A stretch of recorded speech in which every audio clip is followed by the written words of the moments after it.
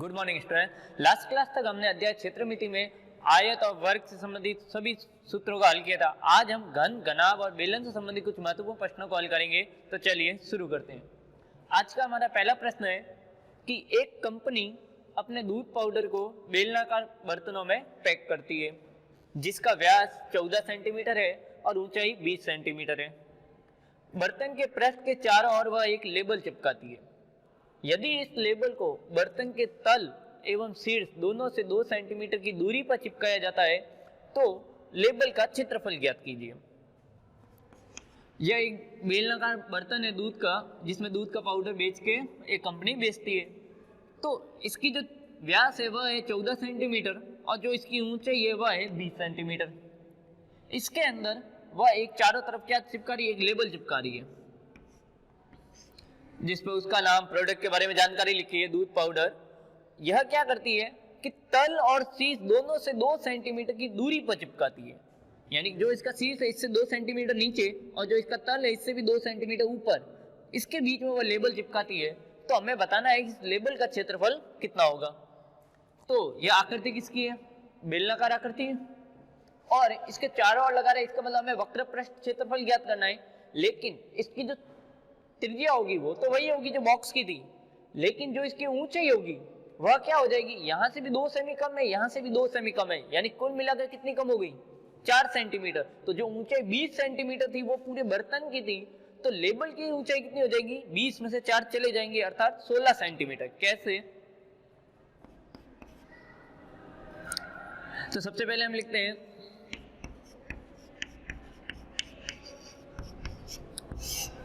बेलनाकार बर्तन का व्यास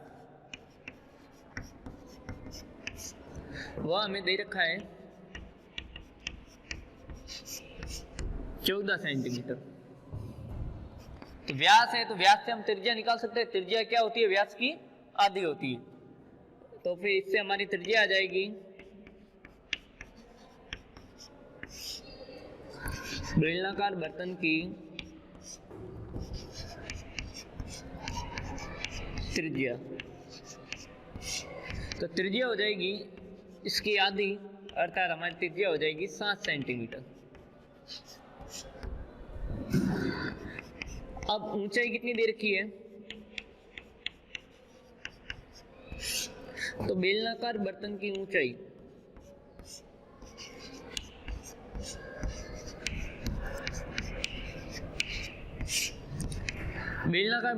हमें दे रखी है 20 सेंटीमीटर। यह हमें क्या दे रखी है, ऊंचाई। किसकी दे रखी है, बर्तन की। जबकि हमें किसका क्षेत्रफल ज्ञात करना है, हमें क्षेत्रफल ज्ञात करना है लेबल का। तो लेबल हमारे क्या है, लेबल के बारे में हमें लिखा गया है कि जो लेबल है वह बर्तन के तल और शीर्ष से दोनों से 2 सेंटीमीटर की दूरी पर चिपकाया जाता है। अर्थात यहां से भी हम 2 सेंटीमीटर छोड़ देंगे और यहां से भी 2 सेंटीमीटर छोड़ देंगे, तो कुल मिला के हमने कितना छोड़ दिया, यहां से भी 2 और यहां से भी 2, मिला के हमने कुल मिला के 4 छोड़ दिया। तो अब आ जाएगा, यह तो थी बेलनाकार बर्तन की ऊंचाई 20 सेमी। अब हम निकालेंगे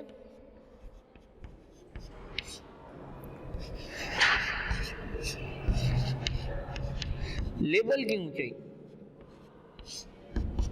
तो जो लेबल की ऊंचाई होगी वो क्या हो जाएगी, 20 और घट जाएंगे 2 ऊपर की तरफ और 2 नीचे की तरफ, यानी कि कुल मिला के 20 में से 4 सेमी चले जाएंगे और हमारे पास लास्ट आंसर आ जाएगा 16 सेमी। तो हमारी जो लेबल की ऊंचाई होगी वो कितनी हो जाएगी, 16 सेमी। कुल बर्तन की 20 थी और लेबल की हो जाएगी 16। अब हमें लेबल का क्षेत्रफल ज्ञात करना है। तो लेबल हम इसके वक्र पृष्ठ पर लगा रहे हैं, तो हमें बेलन का वक्र पृष्ठ क्षेत्रफल निकालना होगा। तो लेबल का क्षेत्रफल वो हो जाएगा 2 पाई RH। जो बेलन का वक्र पृष्ठीय क्षेत्रफल होगा वही लेबल का क्षेत्रफल हो जाएगा। तो अब हम मान पुट करेंगे, 2 की जगह 2। अब पाई का मान हमें पता है कितना होता है, 22/7 गुणा R का मान हमें दे रखा है 7 और ऊंचाई हमें दे रखी है 16। R हमें 7 दे रखी है, R यानी त्रिज्या और H यानी ऊंचाई, वह हमें दे रखा है। अब हम इसको सरल करें तो यह 7 से यह 7 कट जाएगा, तो यहाँ हो गया 44 गुणा 16। अब हम 44 का गुणा 16 से करेंगे तो 16 का 4 से 64, असल का 6 है, 64 और 6 तो हमारे पास आ जाएगा 704 सेंटीमीटर स्क्वायर। तो जो लेवल का क्षेत्रफल होगा वो कितना हो जाएगा, 704 सेंटीमीटर स्क्वायर। अतः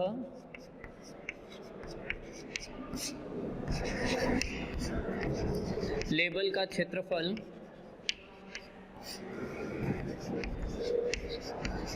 704 सेमी स्क्वायर होगा। एक बार वापस देख लेते हैं इस सवाल को कि एक कंपनी अपने दूध पाउडर को बेलनाकार बर्तनों में पैक करती है जिसका व्यास 14 सेंटीमीटर और ऊंचाई 20 सेंटीमीटर दे रखी है। बर्तन के पृष्ठ के चारों ओर वह एक लेबल को चिपकाती है और यह जो लेबल है यह बर्तन के तल और शीर्ष दोनों से 2 सेंटीमीटर की दूरी पर चिपकाया जाता है। तो लेबल का क्षेत्रफल ज्ञात करो। तो यह बर्तन है जिसका व्यास 14 सेंटीमीटर है, ऊंचाई 20 सेंटीमीटर है और यहाँ से भी 2 सेंटीमीटर और यहाँ से भी 2 सेंटीमीटर छोड़ के लेबल चिपकाया। तो लेबल को कुल मिला के हमने कितना छोड़ा, 2 ऊपर और 2 नीचे, कुल मिला के 4 सेंटीमीटर की जगह छोड़ दी। तो अब लेबल की ऊंचाई कितनी हो जाएगी, 16 और व्यास 14 था तो त्रिज्या कितनी हो जाएगी, 7। फिर हम वक्र पृष्ठ क्षेत्रफल, क्योंकि हम इसकी केवल लेबल को चारों ओर चिपकाएंगे, ऊपर और नीचे नहीं चिपकाएंगे, इसीलिए हम क्या निकालेंगे, वक्र पृष्ठीय क्षेत्रफल। वो हो जाएगा 2πRH और मान को पुट करेंगे और सरल करेंगे। बढ़ते हैं अगले प्रश्न की तरफ।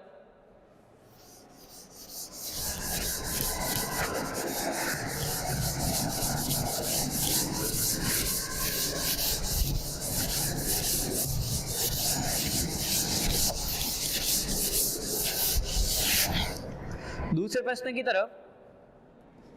दूसरा प्रश्न है 80 सेंटीमीटर,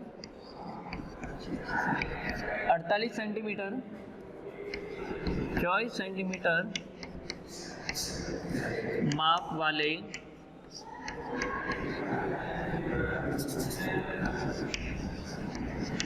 सूटकेस को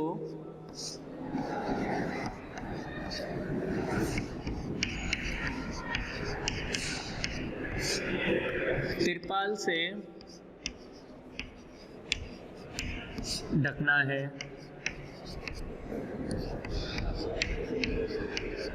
ऐसे 100 सूटकेसों को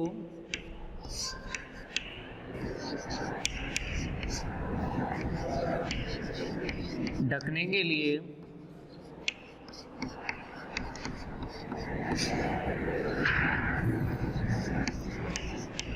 सिन्नू सेंटीमीटर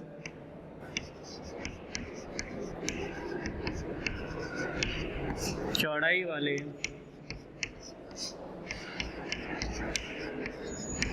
तिरपाल की कितने मीटर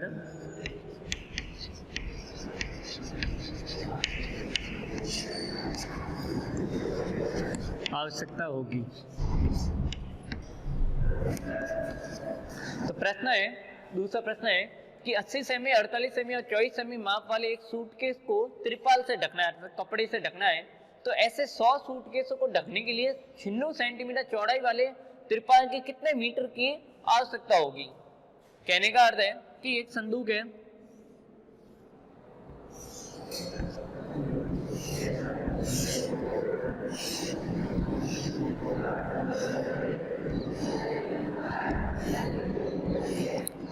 जिसकी लंबाई 80 सेमी,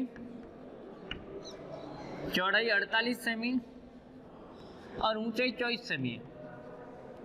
अब इसको हमें तिरपाल से ढकना है और ऐसे कुल सूटकेस कितने हैं, 100। ऐसे 100 सूटकेस है और हमें इसको ढकना है तिरपाल से। और वो जो तिरपाल है वो कैसा होगा, कपड़ा आयताकारी होगा, जिसकी हमें चौड़ाई हमें दे रखी है 96 सेंटीमीटर। तो हमें ये जो लंबाई है यह हमें ज्ञात करनी है कि हमें कुल कितना लंबा चाहिए। तो हम क्या करेंगे, इसको करने के लिए सबसे पहले हम एक सूटकेस का क्षेत्रफल निकालेंगे, अर्थात एक सूटकेस में हमें कितना कपड़ा चाहिए, एक का निकालने के बाद हम कुल निकाल देंगे 100 सूटकेस को कितना कपड़ा चाहिए, 100 से गुणा करके।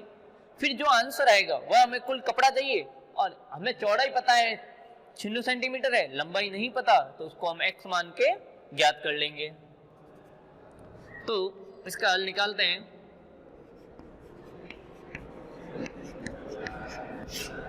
सूटकेस की लंबाई वह हमें दे रखी है 80 सेंटीमीटर,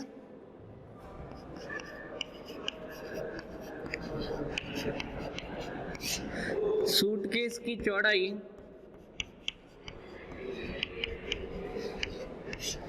वह हमें दे रखी है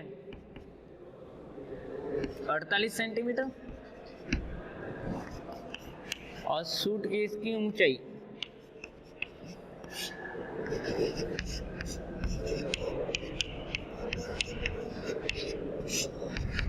हमें दे रखी है 24 सेंटीमीटर। तो लंबाई चौड़ाई ऊंचाई सब दे रखा है, इसका मतलब यह जो हमारी आकृति यह कैसी है, घनाभ की। तो सूटकेस का क्षेत्रफल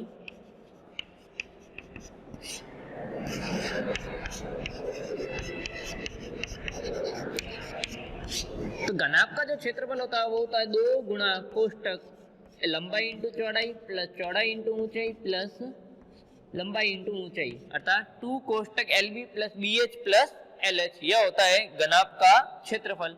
अब इसमें हम मान रखते हैं 2 गुणा लंबाई कितनी है 80, चौड़ाई कितनी है 48, प्लस चौड़ाई गुणा ऊंचाई प्लस ऊंचाई गुणा लंबाई।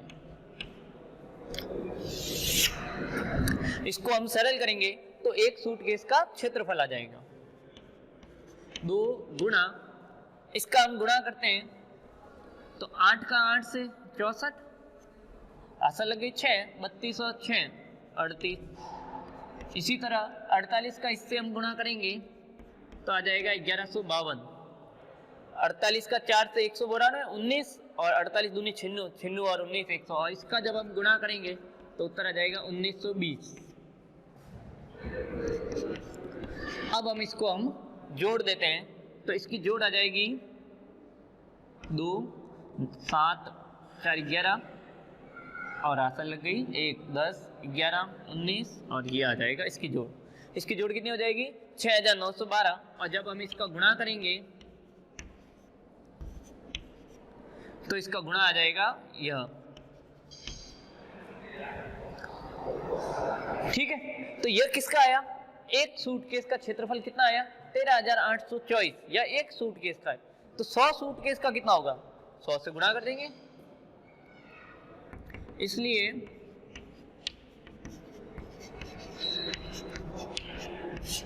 100 सूटकेसों का क्षेत्रफल बराबर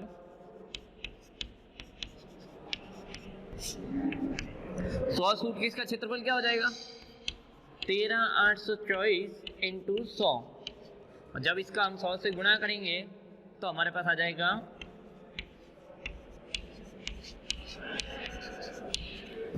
यह आ गया 100 सूटकेस का क्षेत्रफल।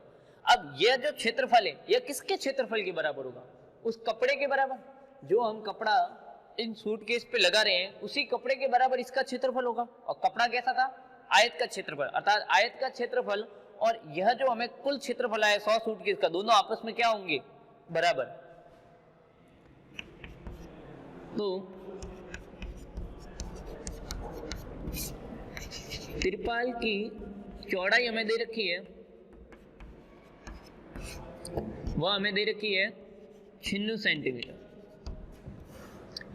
और माना तिरपाल की ऊंचाई वह हमें नहीं पता है, तो उसको हम मान लेते हैं x। अब जो तिरपाल का क्षेत्रफल होगा वो कितना होगा, इसके बराबर ही होगा, क्योंकि हमें कपड़ा कितना चाहिए, इतना ही चाहिए। तो तिरपाल का क्षेत्रफल बराबर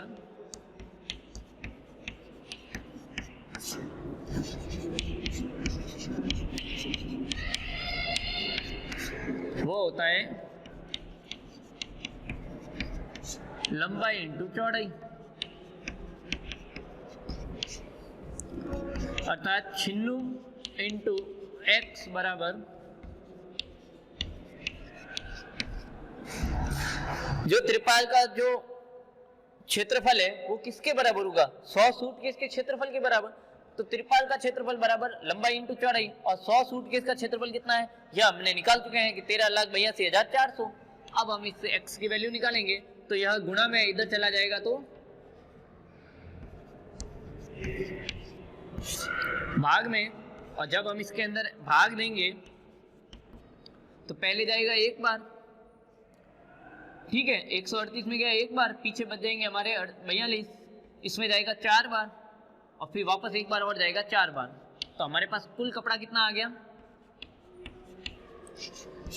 लंबाई कितनी आ गई 14,400 सेंटीमीटर। अब यदि हम सवाल को देखें तो सवाल में हमें पूछा था त्रिपाल की कितने मीटर, हमें किसमें पूछा था मीटर में, जबकि हमने किसमें निकाला है सेंटीमीटर में। तो सेंटीमीटर को हम मीटर में बदल देंगे क्योंकि 100 सेंटीमीटर बराबर क्या होता है 1 मीटर, 100 सेंटीमीटर 1 मीटर के बराबर होता है। तो x बराबर इसमें हम 100 का भाग दे देंगे तो एक 0 से 1 और दूसरे से दूसरा कट जाएगा, तो हमारे पास x की वैल्यू आ जाएगी 144 मीटर। सेंटीमीटर में होगी 14,400 और मीटर में होगी 144 मीटर। तो अतः